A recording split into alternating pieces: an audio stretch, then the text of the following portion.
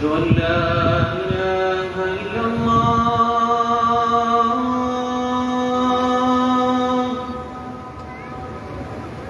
أشهد أن لا إله إلا الله.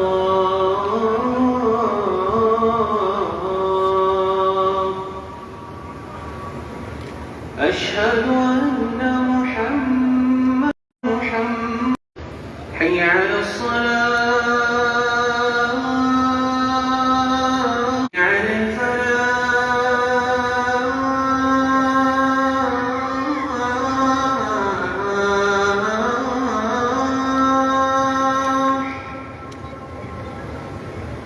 الله أكبر.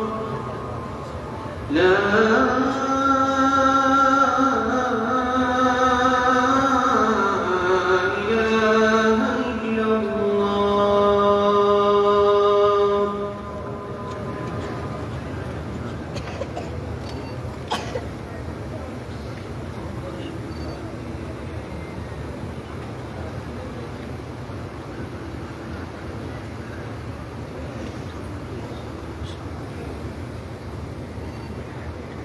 إن الحمد لله نحمده ونستعينه ونستغفره ونعوذ بالله من شرور أنفسنا ومن سيئات أعمالنا.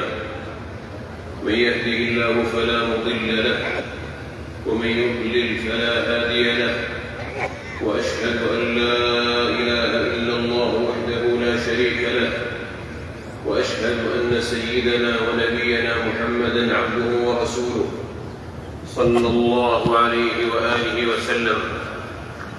يا أيها الذين آمنوا اتقوا الله حق تقاته ولا تموتن إلا وأنتم مسلمون.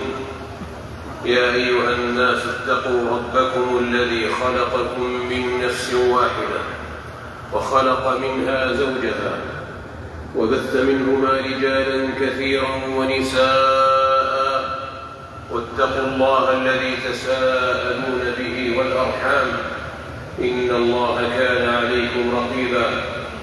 يا أيها الذين آمنوا اتقوا الله وقولوا قولا سديدا يصلح لكم أعمالكم ويغفر لكم ذنوبكم، ومن يطع الله ورسوله فقد فاز فوزا عظيما.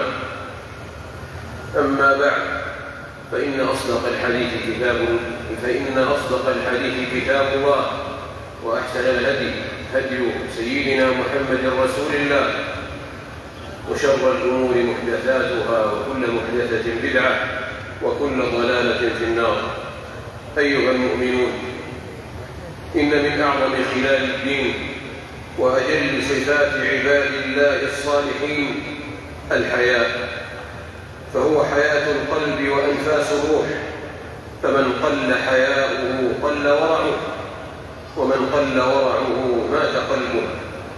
وهو معدن الأخلاق الفاضلة والأحوال الكاملة، والخير إلى الحلي كالسيل من العلي. قال صلى الله عليه وسلم: الحياء لا يأتي إلا بخير. وقال عليه الصلاة والسلام: الحياء خير كله، وما اتصف به إلا من كمل عقله وحسن أدبه. وحياء البشر كلحاء الشجر، إذا انتزع فسد وأفسد، ولم يكن له إلا الاجتثاث. وهو شعبة الإيمان وآية وجوده في الجنان. قال رسول الله صلى الله عليه وسلم: الإيمان 70 شعبة، أعلاها قول لا إله إلا الله، وأدناها إماطة الأذى عن الطريق، والحياء شعبة من الإيمان. وقال رسول الله صلى الله عليه وسلم: الحياء والإيمان قرنا جميعا، فإذا رفع أحدهما رفع الآخر. وقال عليه الصلاة والسلام: إن لكل دين خلقا، وخلق الإسلام الحياء، أي سجيته التي شرعت فيه ودعي أهله إليه ودارت أحكامه عليه. وما خرج أحد من الحياء إلا إلى البذاء. قال صلى الله عليه وسلم: الحياء من الإيمان، والإيمان من الجنة. والبذاء من الجفاء، والجفاء في النار. وقال: ومن جبل على الحياء جبل على محبوب لله رب العالمين، فكان أهلا لمحبة الله عز وجل. قال صلى الله عليه وسلم لأشج عبد القيس: إن فيك خصلتين يحبهما الله ورسوله، الحلم والحياء. واكتساب الحياء بمعرفة الله ومعرفة عظمته وقربه من عباده واطلاعه عليهم، واليقين بعلمه بخائنة الأعين وما تخفي الصدور. ولا زينة للرجال والنساء كزينة الحياء. قال رسول الله صلى الله عليه وسلم: ما كان الفحش في شيء إلا شانه، ولا كان الحياء في شيء إلا زانه. فمنزوع الحياء لا يبالي أي رذيلة ارتكب وأي كبيرة اقترف وأي معصية اجترح. وإذا أراد الله بعبد هلاكا نزع منه الحياء، فلم تلقه إلا مقيتا ممقتا. قال رسول الله صلى الله عليه وسلم: إن مما أدرك الناس، أو قال الناس، من كلام النبوة الأولى: إذا لم تستحي فاصنع ما شئت. وإذا كان فاقد الحياء لا خير فيه، فإنه لم يبق له إلا صورة اللحم والدم، فشابه البهم واستحق الذم. ولولا الحياء من الخالق أو الخلائق لم يقر ضيف، ولم يوف بوعد، ولم تؤد أمانة، ولم تقضى حاجة، ولا تحرى المرء الجميل فآثره، ولا القبيح فجانبه، ولا ستر له عورة، ولم تنع من فاحشة. أوصى رسول الله صلى الله عليه وسلم رجلا فقال: أوصيك أن تستحيي الله كما تستحيي رجلا صالحا من قومك. ولا يحرك الحياء في القلب مثل رؤية نعم الله التي لا تحصى، وتحقق التقصير في حق العلي الأعلى، وشهود اطلاع الحسيب الرقيب الذي خلق الأرض والسماوات العلى، له ما في السماوات وما في الأرض وما بينهما وما تحت الثرى. وإن تجهر بالقول فإنه يعلم السر وأخفى. الله لا إله إلا هو، له الأسماء الحسنى. بارك الله لي ولكم في القرآن العظيم، ونفعني وإياكم بما فيه من الآيات والذكر الحكيم. أقول قولي هذا وأستغفر الله لي ولكم فاستغفروه إنه كان غفورا رحيما.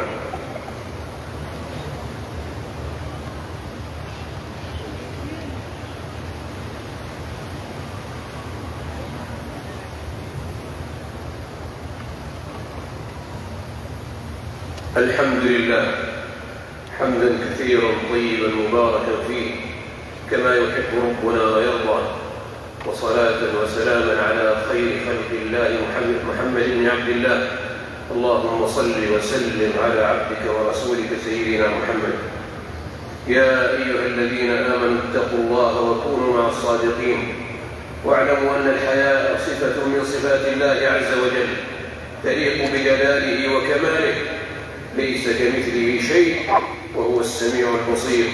فحياؤه لا تدركه الأفهام ولا تكيفه العقول، فإنه حياء كرم وبر وجود وجلال. فهو سبحانه حيي كريم، يستحيي من عبده إذا رفع إليه يديه أن يردهما صفرا، ويستحيي أن يعذب ذا شيبة شابت في الإسلام.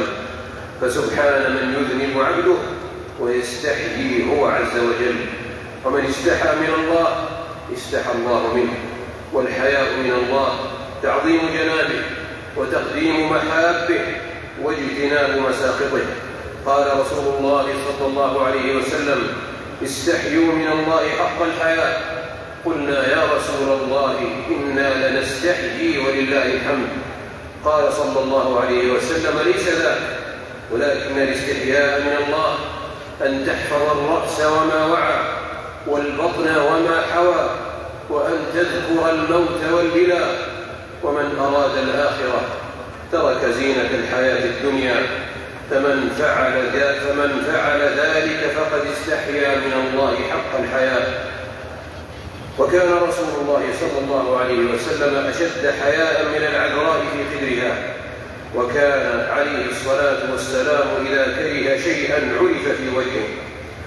ومن أعظم الحياء أن يستحيي المرء من فحش غيره.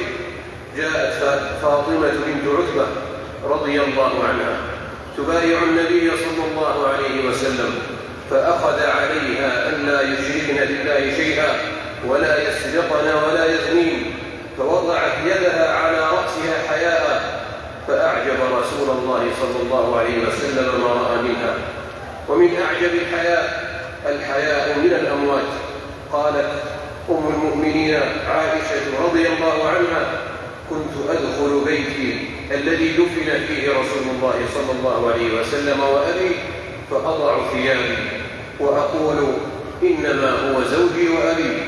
فلما دفن عمر رضي الله عنه معهم، فوالله ما دخلته إلا وأنا مشدودة علي ثيابي، حياء من عمر رضي الله عنهم أجمعين.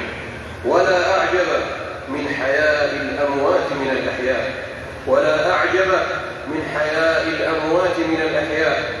لما مرضت البضعة الشريفة والزهراء المنيفة فاطمة رضي الله عنها وصلى الله عليها وعلى أبيها وزوجها وبنيها وصالح ذريتها وسلم تسليما كثيرا، لما مرضت قالت لأسماء بنت عميس: رضي الله عنها: إني قد استقبحت ما يصنع بالنساء، يطرح على المرأة الثوب فيصفها.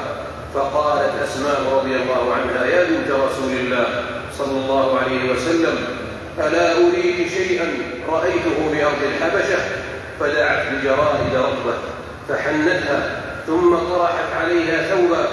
فقالت فاطمة رضي الله عنها: ما أحسن هذا وأجمله، تعرف به المرأة من الرجل، فإذا أنا مت فاغسليني أنت وعلي ولا يدخل علي أحد، ثم اصنعي بي هكذا. وقال ابن عبد البر رحمه الله: وفاطمة رضي الله عنها أول من غطي نعشها على الصفة المذكورة، ثم بعدها زينب بنت جحش رضي الله عنها صنع بها ذلك أيضا. وفي رواية أنها رضي الله عنها قالت لأسماء رضي الله عنها: إني لأستحيي أن أخرج غدا على الرجال من خلاله جسمي. فلما أشارت عليها بالنعش قالت: سترك الله كما سترتني. اللهم استرنا بسترك الجميل واجعل تحت الستر ما ترضى. عباد الله، إن الله أمركم بالصلاة والسلام على رسول الله فقال: إن الله وملائكته يصلون على النبي يا أيها الذين آمنوا صلوا عليه وسلموا تسليما. اللهم صل وسلم وزد وبارك على عبدك ورسولك سيدنا محمد. وارض اللهم عن الأئمة الخلفاء الراشدين أبي بكر وعمر وعثمان وعلي، وعن سائر الصحابة أجمعين، وعن التابعين ومن تبعهم بإحسان إلى يوم الدين. اللهم أعز الإسلام والمسلمين، وأذل الشرك والمشركين، ودمر أعداءك أعداء الدين، واجعل هذا البلد آمنا مطمئنا سخاء رخاء وسائر بلاد المسلمين. اللهم آمنا في أوطاننا، وأصلح أئمتنا وولاة أمورنا، واجعل ولاية المسلمين في من خافك واتقاك واتبع رضاك يا رب العالمين. اللهم اغفر لنا وارحمنا وعافنا واعف عنا واهدنا واجبرنا واسترنا بسترك الجميل يا رب العالمين. اللهم اغفر لنا ما قدمنا وما أخرنا وما أسررنا وما أعلنا وما أنت أعلم به منا. أنت المقدم وأنت المؤخر وأنت على كل شيء قدير. لا إله إلا أنت سبحانك إنا كنا من الظالمين. فاغفر لنا وارحمنا يا أرحم الراحمين. ربنا لا تزغ قلوبنا بعد إذ هديتنا وهب لنا من لدنك رحمة إنك أنت الوهاب. ربنا آتنا في الدنيا حسنة وفي الآخرة حسنة وقنا عذاب النار. عباد الله، إن الله يأمر بالعدل والإحسان وإيتاء ذي القربى وينهى عن الفحشاء والمنكر والبغي يعظكم لعلكم تذكرون فاذكروا الله العظيم يذكركم واشكروه على نعمه يزدكم ولذكر الله أكبر والله يعلم ما تصنعون.